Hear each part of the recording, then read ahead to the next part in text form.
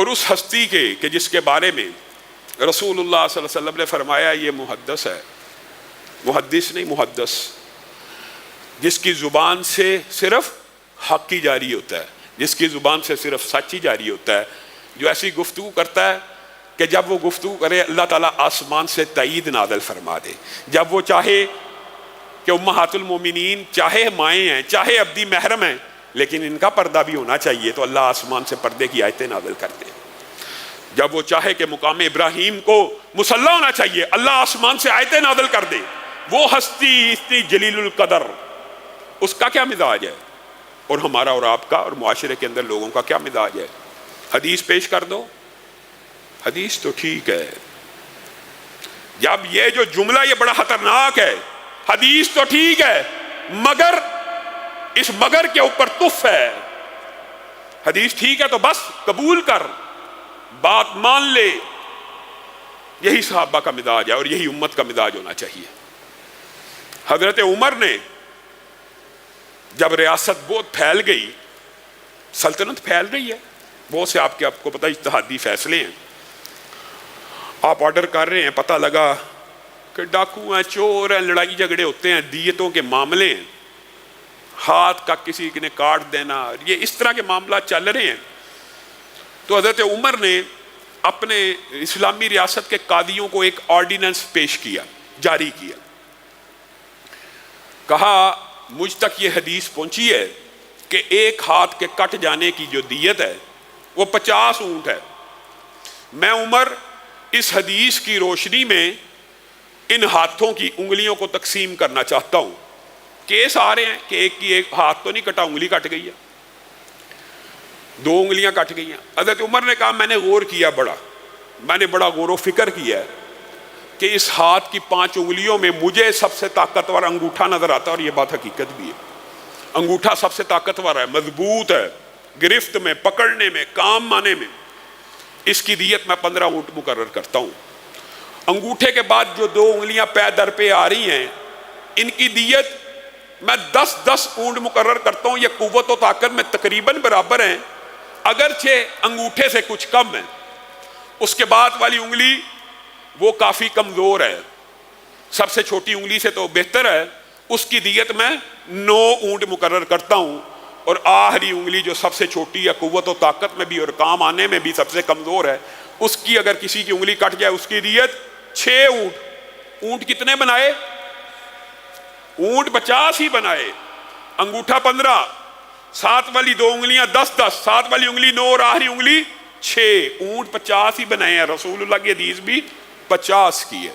Ordinance جا رہے ہیں، قدرتی بات ہے، مصر کے قاضی کے پاس، چیف جسٹس کے پاس جب یہ آرڈر پہنچا، اس نے عدالت میں پڑھ کے سنایا کہ آج کے بعد ریاست کا قانون یہ ہوگا۔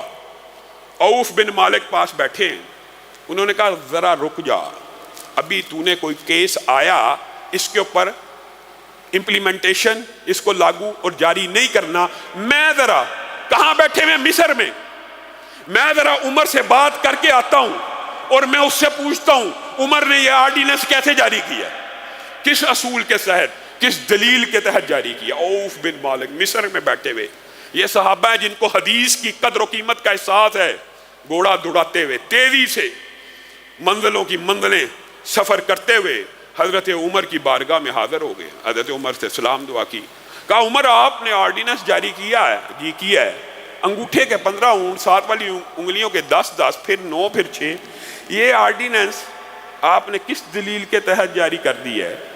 یہ آپ کے پاس اس آرڈیننس کو جاری کرنے کی کیا دلیل ہے؟ یہ شریعت ہے۔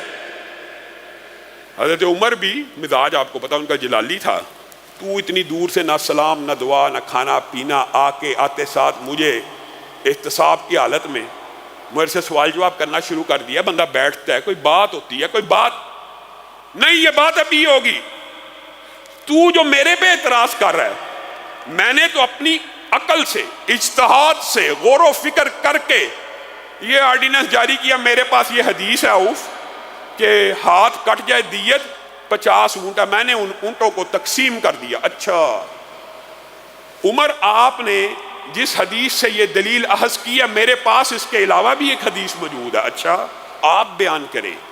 کہا یہی مدینہ تھا، میں رسول اللہ کی بارگاہ میں بیٹھا ہوا تھا، رسول اللہ صلی اللہ علیہ وسلم نے کہا تھا الا ان الاصابع فی دیت سوا، الا ان الاصابع فی دیت سوا، انگلیاں قوت و طاقت میں برابر نہیں ہیں لیکن دیت میں برابر ہیں۔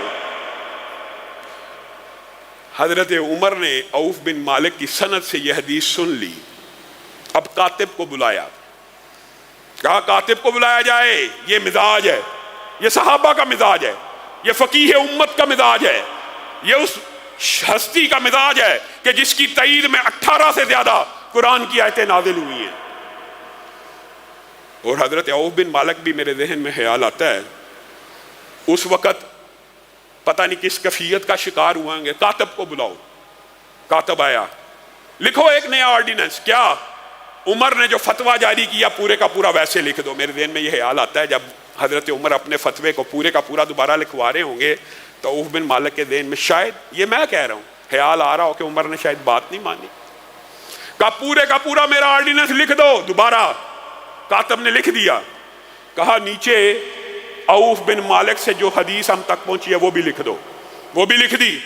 کہا نیچے اب میرا فیصلہ بھی لکھ دو کہ اوپر عمر کا فتویٰ موجود ہے، نیچے رسول اللہ کی حدیث موجود ہے، میرا فیصلہ یہ ہے رسول اللہ کی حدیث کو نافذ کیا جائے گا، عمر کے فتوے کو رد کر دیا جائے گا۔ دین صرف اس چیز کا نام ہے، دین صرف یہ ہے۔ آج کچھ باتیں آپ سے اور بھی کرنی تھی، وقت تیزی سے گزر رہا ہے۔ اسی طرح کا ایک اور واقعہ حضرت عمر کی زندگی میں آیا۔ حضرت عمر نے خطبہ دے دیا جمعے میں، اور حضرت عمر کے پاس شکایتیں آئیں، فلاں عورت نے اتنا مہر، فلاں عورت کا اتنا مہر۔ حضرت عمر کو غصہ آ گیا کہ یہ مہر اتنے مہنگے ہوتے گئے تو معاشرے میں تو زنا بڑھ جائے گا، معاشرے میں تو برائی عام ہو جائے گی۔ حضرت عمر نے ٹھیک ٹھاک عورتوں کی سرزنش کی اور کہا مہور جو مہور ہے نساء کے، ان کو اتنا غالی مت کرو، ان کو اتنا مہنگا مت کرو، میں عمر اتنے اتنے درہم، بعض روایات میں 400 درہم تک مقرر کرتا ہوں، اس سے اوپر کوئی عورت اپنا مہر مقرر نہ کرے۔ حضرت عمر منبر سے اترے، ایک قریشی خاتون ہے، انہوں نے کہا عمر آپ نے قرآن نہیں پڑھا ہے؟ کون کہہ رہا ہے؟ ایک عام عورت قریش کی۔ کس کو کہہ رہی ہے؟ فقیہ دورہ کو۔ آپ نے قرآن نہیں پڑھا ہے؟ آپ نے آج جو فتویٰ اور آرڈیننس جاری کیا ہے آپ نے خلاف قرآن کی۔ حضرت عمر ٹھٹک گئے، کہا ہے بی بی وہ کون سی ایسی آیت ہے جو میرے اس حکم کے خلاف ہے؟ کہا وَآتَيْتُ مِحْدَاهُنَّ قِنْطَارًا، قرآن پاک میں اللہ تعالیٰ نے کہا اگر خزانہ بھی عورت کو دے دو، تو کہتا ہے 400 درہم۔ آپ عورتوں کے مہر کے اوپر روک ڈالنا چاہتے ہیں، جبکہ اللہ تو کہتا ہے چاہے خزانہ بھی مہر ہو مقرر کیا جا سکتا ہے۔ حضرت عمر نے کیا کہا؟ اڑ گئے، ضد بنا لی۔ حضرت عمر اسی وقت منبر پہ چڑھے۔ سبحان اللہ، یہ منہج ہے۔ اعلان کیا سب کے سامنے، عمر کو ٹھوکر لگی، عمر نے غلطی کی، اس قریشی عورت نے سچ فرمایا، میرے فتوے کو مسترد کیا جائے، قرآن پاک کو نافذ کر دیا جائے۔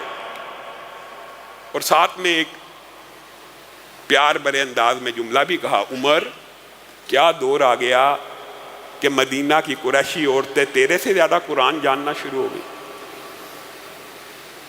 یہ صحابہ کا مزاج ہے، رسول اللہ کی حدیث اور قرآن کی آیات کے سامنے سر تسلیم خم۔